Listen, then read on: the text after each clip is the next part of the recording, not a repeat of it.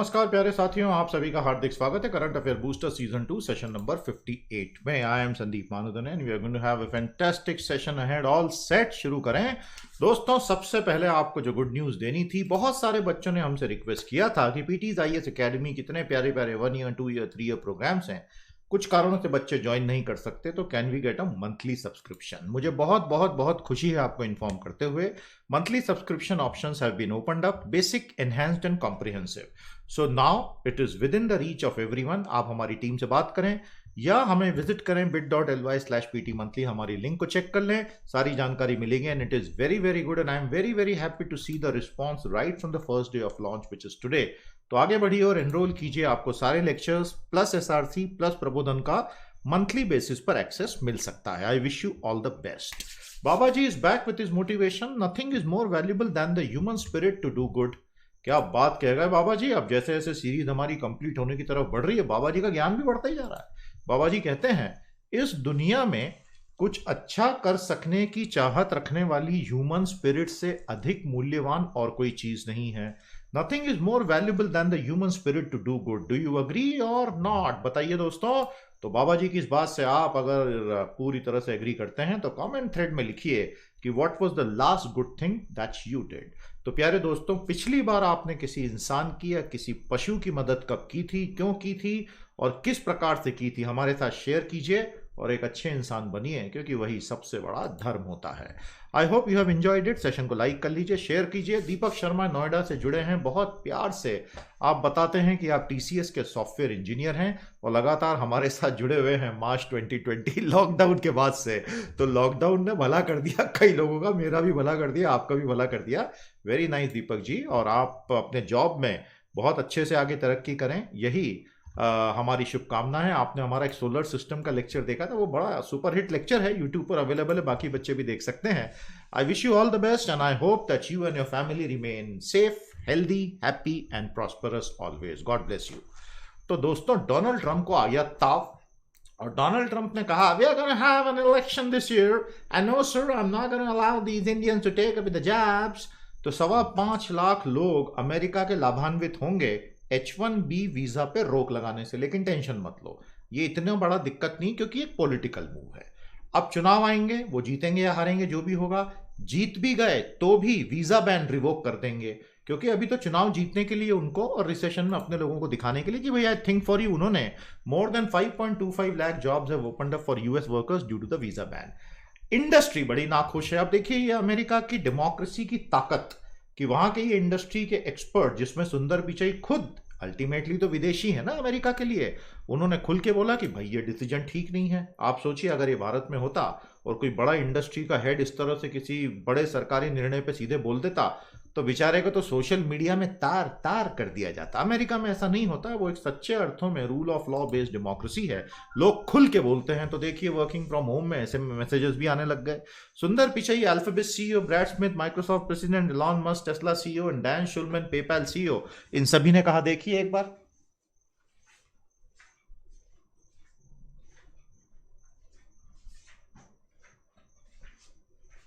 तो इनका कहना यह है कि हमारी पूरी इंडस्ट्री टैलेंटेड ट्रेंड एक्सपर्ट्स पे चलती है जो वीजा लेकर यहां आते हैं। लेकिन अगर आप इस पूरी खबर को इस न्यूज के पर्सपेक्टिव में देखेंगे तो आपको समझ में आएगा that actually the experts had already predicted that the visa ban is about to arrive. क्योंकि चुनाव है, वहां इतना भयंकर रिसेशन है, करोड़ों नौकरियां गई, तो ट्रंप को वीजा बैन तो लाना ही था। दूसरी बात, people are not worried because travel anyways 90% down due to Covid. Corona माता का प्रसाद ले लो भैया, go corona go, no corona no, corona शांत हो, कोरोना शांत हो, ले लो। अब तो दवाइयां भी आ चुकी हैं, इसलिए कोई दिक्कत ही नहीं है। किसी को किसी चीज का लाइसेंस मिल रहा है, वो किसी चीज की दवाई बेच रहा है, चलता है यार। 21वीं सदी है, freedom of navigation South China Sea में हो सकती है, तो दवाइयों में क्यों नहीं हो सकती है? और जिसके जो मन में आए बेचो भाई, खरीदने वाला caveat emptor, let the buyer beware. इस सिद्धांत पे चल रही है भारत का दवा उद्योग भी। सही है बॉस। एनीवे, तो ट्रंप के वीजा रिस्ट्रिक्शन से भारतीय आईटी सेक्टर पर बहुत गहरा असर इसलिए नहीं आएगा क्योंकि ये पहले से एक्सपेक्टेड था और ट्रैवल ऑलरेडी 90% डाउन है और वर्किंग फ्रॉम होम एक नॉर्म बन चुका है। तो दोस्तों, हमारा आज का पहला सवाल, explain and analyse the rational behind Trump's H1B visa ban and the potential impact on Indian IT. याद रखिएगा, जहां तक मल्टीपल ज्योग्राफीज का सवाल है, इंडियन आईटी सेक्टर का more than half of the revenue comes from the American geography, और इसलिए अमेरिका से रिश्ता तोड़ा ही नहीं जा सकता है। दोस्तों, सरकार तो बहुत सीरियस हो गई है भैया चाइना के बॉयकॉट को लेके।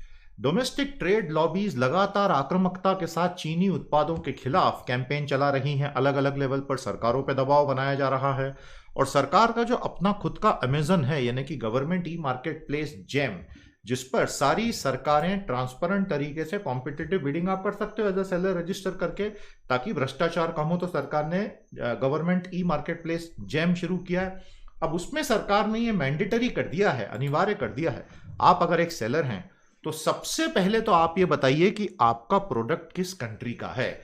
कंट्री ऑफ ओरिजिन स्पेसिफिकेशन, यानी जो उत्पादक देश है उसका नाम हमें स्पष्ट तौर पे बता दो कि तुम्हारा प्रोडक्ट दरअसल आया कहां से है। तो इससे सरकार अगर कल को कोई नियम ले आती है कि भाई, और देखिए चीन के साथ अगर इसके आगे रिश्ते बिगड़ जाते हैं, अगर एक दो और झड़पें हो गई जिसमें चीन ने उस तरह की बदतमीजी कर दी जिसने, जो चीन ने अभी हाल फिलहाल में की थी, जिसमें उसने धोखे से हमारे सैनिकों को मारा था, तो निश्चित तौर पर सरकार को विजिबल रूप से बहुत सारे बैन तो लगाने पड़ेंगे। तो ये उस इवेंचुअलिटी की तैयारी चल रही है। बात समझ में आ गई दोस्तों आपको?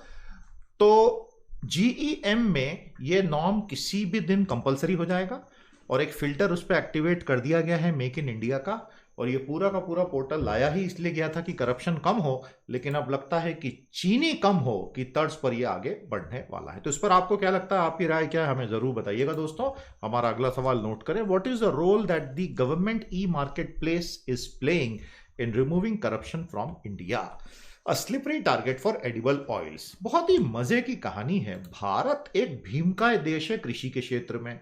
295 मिलियन टन का हमारा प्रोडक्शन होता है साल का, किसको कहते हैं? 330 टन का हॉर्टिकल्चर का प्रोडक्शन है, किसको कहते हैं? बहुत भीमकाय देश है हमारा इसमें। और हम दुनिया में कई एग्रीकल्चरल उत्पादों के निर्यात में नंबर 1, नंबर 2, नंबर 3 हैं। लेकिन एक मामले में हमारी दाल भारी पतली है भैया। पहले तो दाल की दाल पतली थी, लेकिन अब हम दालें अच्छी उगा रहे हैं। अब हमारी दाल पतली हो गई है तेल में, तिलहन। So we are one of the biggest importers of edible oil in the world. तो जो खाद्य तेल होता है उसके हम सबसे बड़े आयातक देश बन चुके हैं। कई सालों से कोशिशें की जा रही हैं कि भारत में इसका ज्यादा से ज्यादा प्रोडक्शन हो, लेकिन क्योंकि पाम ऑयल प्लांटेशंस हम उतने बड़े स्केल पर, जैसे कि गुलाटी साहब जो एक्सपर्ट है कहते हैं 2 मिलियन हेक्टेयर में लगना चाहिए, अभी उतना नहीं हो पाया है। और पाम के पेड़ से ही उतना तेल निकलता है जिससे हमारी आवश्यकताएं पूरी हो, और वो हम नहीं कर पा रहे हैं। Hence, we remain a very, very, very large importer, spending 70-80,000 crore rupees per year for edible oils. तो दोस्तों, इसमें अगर आप प्रोडक्शन, कंजम्पशन, एक्सपोर्ट का डेटा देखेंगे तो बड़ा इंटरेस्टिंग डेटा है। प्रति व्यक्ति हमने कितना किलो तेल कंज्यूम कर लिया। एक तो हमारे यहाँ हर चीज तले, जब तक, अरे भाई सीधी सी बात है, हिंदुस्तानी आदमी को जब तक डबल फ्राई और डबल तड़का मार के ऊपर से एक्स्ट्रा नमक, मिर्ची और टोमेटो सॉस जब तक अलग से नहीं दिया जाए, आदमी को खाना ही पसंद नहीं आता है। तो आप देखिए, प्रति व्यक्ति 17 किलो तेल हम साल में कंज्यूम करते हैं, जिसमें से 15.5 किलो हम इंपोर्ट करते हैं। तो ये बहुत बड़ी रिक्वायरमेंट है, और सरकार को पूरी ताकत लगाकर किसी तरह अगले 5 साल में इस गैप को प्लग करना पड़ेगा। तो हमारा अगला सवाल नोट करें, इस पूरी न्यूज को अच्छे से पढ़ लीजिएगा। This is very important from exam perspective, और राष्ट्रीय अर्थव्यवस्था के लिए तो खैर ये है ही। तो ये एक वो तकलीफ है इंडियन एग्रीकल्चर की जो अभी तक कोई दूर नहीं कर पाया। मेरा अगला सवाल, why has India not been able to resolve its edible oil imports problem till date. अचानक से ऐसा है कि चीन और अमेरिका के बीच का तापमान जो है बहुत गर्म हो गया। वहां से शी जिनपिंग साहब गर्म हो रहे हैं, वो गर्म भी होते हैं तो बहुत ठंडे ही दिखते हैं, और वहां डोनाल्ड ट्रंप। इन दोनों के बीच का जो चल रहा है प्यारे दोस्तों, अब चाइना के थिंक टैंक्स ये कह रहे हैं कि we are very worried to see the unprecedented American deployment in the Indo Pacific region. America ने 4.25 लाख सिपाही तैनात कर दिए हैं, और उसके कुल जंगी जहाजों का 60% हिंद प्रशांत क्षेत्र में है। और अमेरिका लगातार साउथ चाइना सी में फ्रीडम ऑफ नेविगेशन ऑपरेशंस चला रहा है। मतलब दक्षिण चीनी सागर, जिसको चीन बोलता है, तो मेरा ये देखो नाम में ही चाइना है ना, सबूत क्या चाहिए तुमको? साउथ चाइना सी मतलब किसका? मेरा ना, साउथ चाइना सी। तो कल को इंडिया उसका नाम बदल के बोल दे नॉर्थ इंडिया सी, तो हमारा हो जाएगा। तो चाइना बोलता है कि भाई इट इज ऑल माइन, तो 9 dash line and everything. America बोलता है भाई तेरा कहां से हो गया? तो मेरे जहाज इसमें से बराबर निकलेंगे। फ्रीडम ऑफ नेविगेशन ऑपरेशन, जो एक्चुअली यूनाइटेड नेशन के कानून के तहत पूरी तरह से मान्य है। तो चाइना को ऐसा लग रहा है कि बाकी सब लोग पीछे हट जाएं और बस मैं ही मैं हूं। तो दोस्तों, more communication is now needed between the PLA navy and the American navy, अगर कोई बड़ा हादसा होने से रोकना है। अब ये क्लियर कट बात होने लग गई है कि हालात इतने ज्यादा नाजुक हो चुके हैं और दोनों नेवीज एक दूसरे के आमने सामने ऑलमोस्ट आ चुकी हैं। डिप्लॉयमेंट्स इतने हैवी हैं कि किसी एक लोकल कमांडर से गलती हो गई तो बेड़ा गर्क हो सकता है सबका। And this is a very very big warning. तो प्यारे दोस्तों, हमारा अगला सवाल, explain the concept of freedom of navigation operations in South China Sea. What is India's true jobless rate. गजब का एनालिसिस देते हैं मिंट अखबार वाले, सारे ओरिजिनल अखबार और इनके ई पेपर खरीद के पढ़िए दोस्तों, बहुत जरूरी है इन्हें इस तरह से सपोर्ट करना। तो भारत का वास्तविक बेरोजगारी दर क्या है, ये इतना शानदार एनालिसिस है कि हर एग्जाम एस्पायरेंट कम से कम इसको बारीकी से पढ़ लेना। पीडीएफ हमने आपको लिंक दे दी है कमेंट में, डाउनलोड करके पढ़ लीजिए। ये हमारा सीजन दोस्तों, सीजन सेकंड, इसके भी 60 सेशन अब कंप्लीट हो जाएंगे। सीजन 1 के 60 सेशन हमने पहले कंप्लीट कर लिए थे, तो मुझे बहुत बहुत खुशी है देख के कि आपका इतना प्यार, इतना समर्थन हमें लगातार मिलता चला जा रहा है। ये आगे भी इसी तरह मिले दोस्तों, यही हमारी आपसे उम्मीद है। तो प्यारे दोस्तों, अब आप थोड़ा ध्यान से देखिएगा। 2 तरह के सर्वे भारत में होते हैं, सीएमआई और PLFS. CMI centre for monitoring Indian economy, private sector company, Mahesh Vyas is the CEO. और पीएलएनएफएस जो मॉस्पी चलाता है, periodic labour force survey. Mint वालों ने अंदर घुस के पूरा एनालिसिस किया। अब आप देखिए पहले चार्ट में क्या दिख रहा है, जो क्वार्टरली बेरोजगारी दरें हैं सीएमआई वालों की, देखो बहुत ज्यादा निकल कर आ रही हैं। अर्बन, शहरी, ऑल इंडिया अनएम्प्लॉयमेंट 15 वर्ष आयु से ऊपर 64 तक, और सरकारी बेरोजगारी दर periodic labour force survey PLFS की देखेंगे कंसिस्टेंटली कम आ रही हैं। तो मतलब दोनों की सर्वे मेथोडोलॉजीज में बहुत अंतर है। राइट साइड के चार्ट में देखो, मेल एंड फीमेल अनएम्प्लॉयमेंट के ट्रेंड दोनों के अलग हैं, लेकिन फीमेल अनएम्प्लॉयमेंट में सीएमआई जो प्राइवेट सेक्टर कंपनी है उसका बहुत ज्यादा आ रहा है और सरकारी दर बहुत कम आ रही है।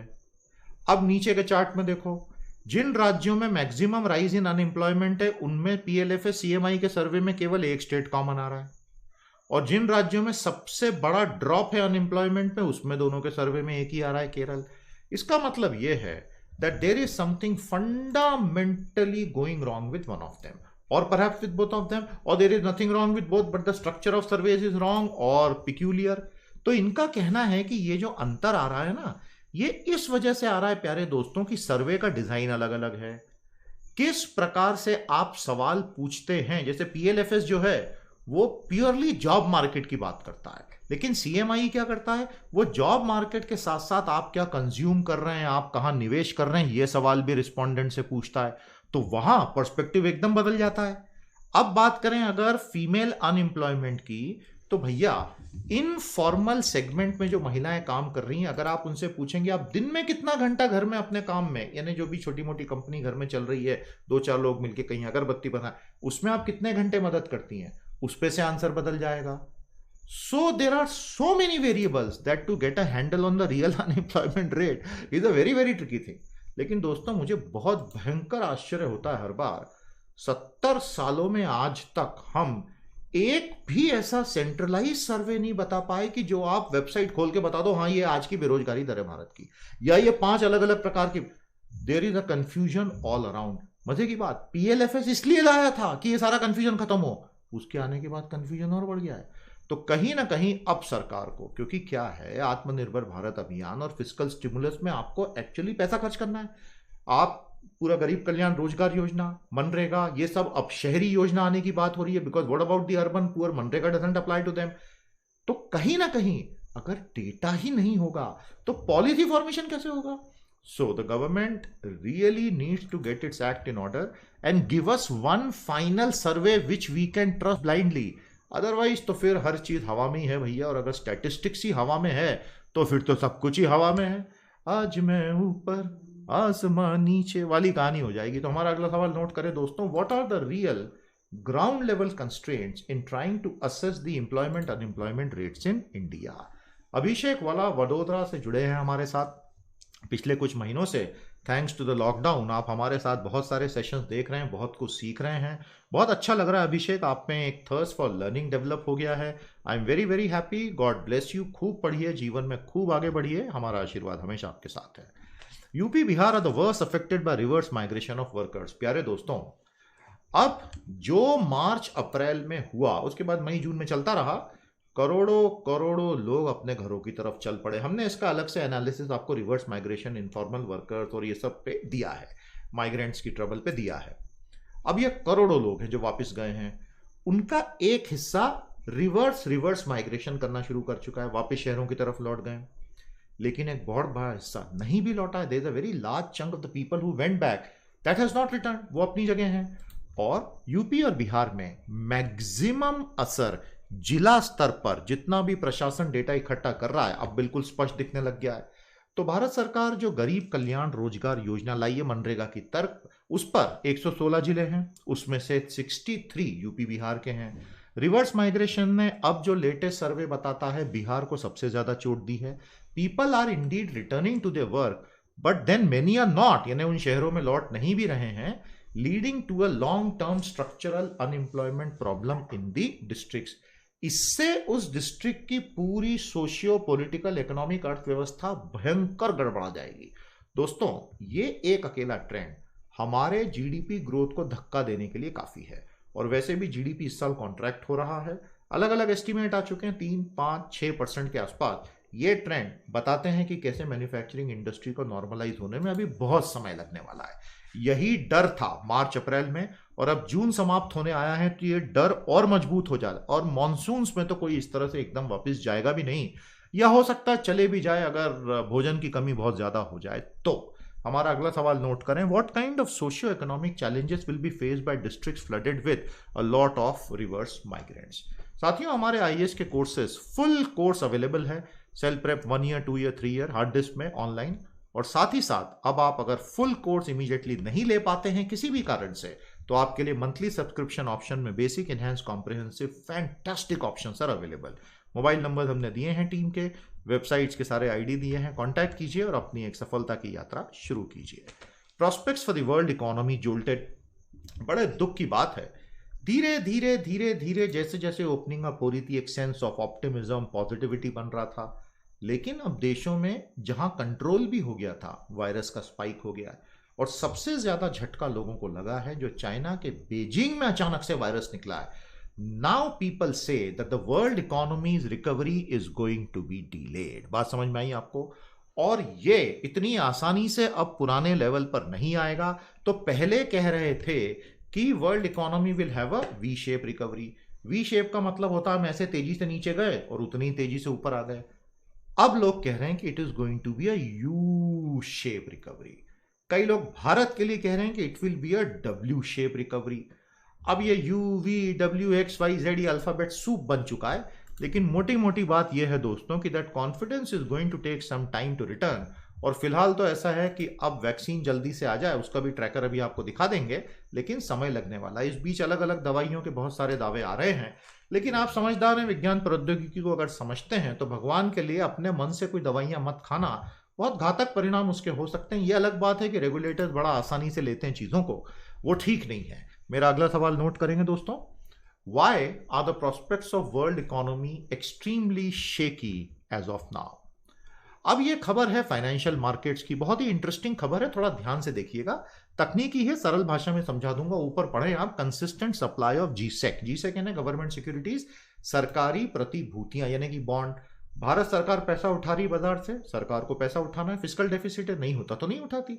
सरकार लगातार हजारों करोड़ रुपए हर हफ्ते उठाती जा रही है और ग्रीन शू ऑप्शन भी एक्सरसाइज करके एक्स्ट्रा पैसा भी उठाते जा रही है। तो बाजार को यह समझ में आ रहा है कि सरकार की रिक्वायरमेंट तो बहुत ज्यादा है और आरबीआई ने अभी कुछ समय से ओपन मार्केट ऑपरेशन नहीं किए हैं, इसलिए यील्ड बढ़ते बढ़ते 5.9% पे आ गई है और 6% कभी भी क्रॉस कर जाएगी।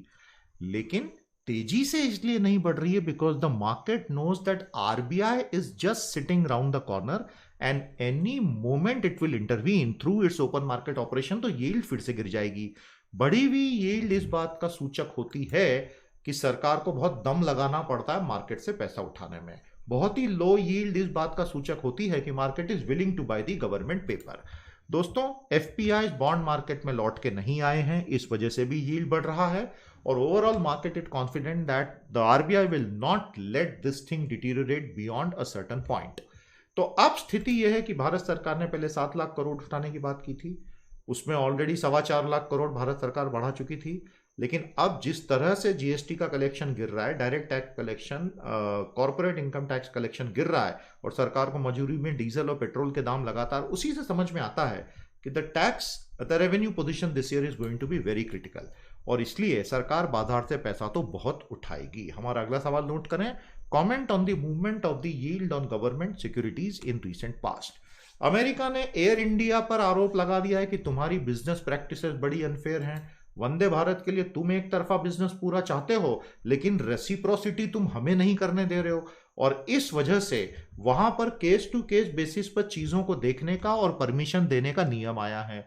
तो United State Department of Transportation is alleging कि India is very unfair and discriminatory as far as giving international flight permission is concern. तो भारत ने वंदे भारत में अपने लोगों को निकालने के लिए बहुत सारी फ्लाइट चलाई, लेकिन कई दूसरे देशों ने बोला है कि we will also be interested in carrying out similar operations, तो please give us more permissions.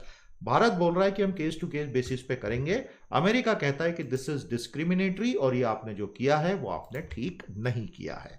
हमारा अगला सवाल, why exactly is the US DOT upset with air India. दोस्तों, कोविड ट्रुथ पर वापस आ गए। ट्रुथ नंबर 3 मेन है जिसमें परिवर्तन हो गया है। धीरे धीरे कुछ एंटीवायरल ड्रग्स आ रहे हैं लेकिन पक्की दवाई आज 24 जून एक भी नहीं है। अब बाकी जिसको जो विज्ञापन करना है, कोई कुछ भी धड़ल्ले से बोल सकता, मैं खड़े होकर बोल सकता हूं। देखो, आपको सिंपल लॉजिक समझाता हूं, आप पढ़े लिखे लोग हो इसलिए मैं कोशिश करता हूं, बाकी तो बोलना ही बेकार है। देखिए दोस्तों, कोरोना वायरस से पीड़ित लोगों में से 10 में से 9 लोग अपने आप ठीक होकर घर चले जाएंगे।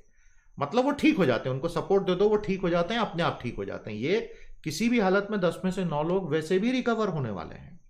तो आज मैं अगर एक गोली बना लूं, ठीक है, शक्कर और नमक मिला के गोली बना लेता हूं और मैं बोलता हूं कि मुझे आप 100 लोग दे दो, मुझे पता है उनको माइल्ड सिम्टम्स है, मैंने उनको रूम में अलग अलग बंद कर दिया, उनको गोलियां देना शुरू की।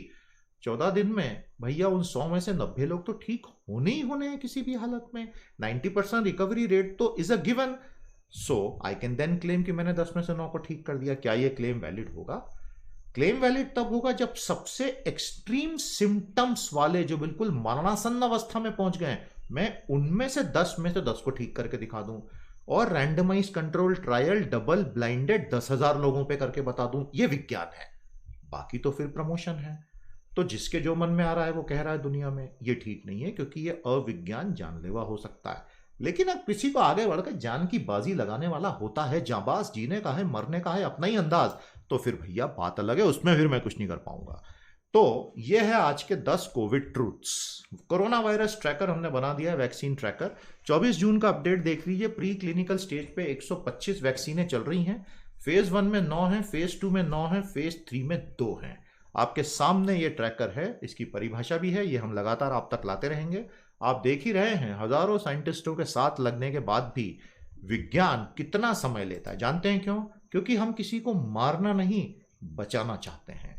अगर हमने वैक्सीन आधी अधूरी बना दी तो जिसको लगाओगे उसकी मौत हो जाएगी और वो हेल्दी आदमी होगा। वैक्सीन हेल्दी को दी जाती है, दवाई बीमार को दी जाती है और इसलिए साइंटिस्ट कभी भी इसमें चांस नहीं लेते हैं, क्योंकि पोलियो वैक्सीन के साथ एक बार ये नाटक 1950s में हो चुका है। I hope my dear student this is totally clear to you. खुले दिमाग से समझिएगा तो सब क्लियर होगा। कंट्रीब्यूट करते चले मिशन पीटी को। बहुत बहुत धन्यवाद। एक बहुत ही सरप्राइजिंगली पॉजिटिव खबर है। भारत के सारे टोल नाकों पर टोल का कलेक्शन रोकड़ा रोकड़ा रोकड़ा फास्टैग से कोविड के पहले के लेवल के 75% को टच कर गया। This is unbelievable. जब इकोनॉमिक एक्टिविटी इतनी कम है, कई जगह लॉकडाउन है, इकोनॉमी श्रिंक हो रही है, हमारे राजमार्गों का टोल कलेक्शन नॉर्मल समय का 3/4 हो चुका है। गडकरी जी को बहुत बहुत बधाई, जादू कर दिया आपने। और ये सरप्राइजिंग है कि ऐसा कैसे हुआ, लेकिन ऐसा हुआ है। So this is a very positive news for all the infrastructure companies. तो दोस्तों, आपको क्या लगता है ऐसा क्यों हुआ होगा? हमारे साथ जरूर शेयर कीजिएगा कि what could be the reason behind the surprising bounce back in the toll collection. Vivek Kumar Yadu Chhattisgarh से हमारे साथ जुड़े हैं। We want a guitar session sir and we love team PT and specially you, I love your voice. आपके अनुरोध पे मैं ये गीत सुनाता हूँ। थैंक यू विवेक जी, आपके प्यार के लिए, आपकी मोहब्बत के लिए। इसी तरह जुड़े रहिए, पढ़ते रहिए, बढ़ते रहिए। दोस्तों, YouTube चैनल पर हमारी मेंबरशिप को जितना प्यार आपका मिला है वो तो सारा रिकॉर्ड तोड़ है। Thank you so much. बराबर current affair booster premium day to day basis पे लोड हो रहा है। आप आज के आज मेंबरशिप लीजिए, 2 लेवल्स अवेलेबल हैं, easy on the pocket, quality बहुत अच्छी है, आपको बहुत मजा आएगा। Go ahead and join the team of learners. कहीं भी दिक्कत हो टेक्निकल, ये 14 स्टेप्स हमने एक्सप्लेन किए, देख लेना। फिर भी गाड़ी नहीं चले तो हमें ईमेल कर दो मोबाइल नंबर, टीम गाड़ी चलवा देगी। ये बहुत प्यारा आपके लिए एक पीडीएफ है गवर्नमेंट स्कीम्स का। Go ahead, purchase it and learn from it. आज के हमारे एडिटोरियल डेली डाइजेस्ट में भेज दिए गए हैं, पढ़ते चलिए। डेली डाइजेस्ट बराबर शूट हो रहा है हमारी तरफ से, मिस नहीं हो। और आज के सेशन में इतना ही। अब हम कल आपसे भेंट करेंगे सेशन नंबर 59 के लिए। नमस्कार, जय हिंद।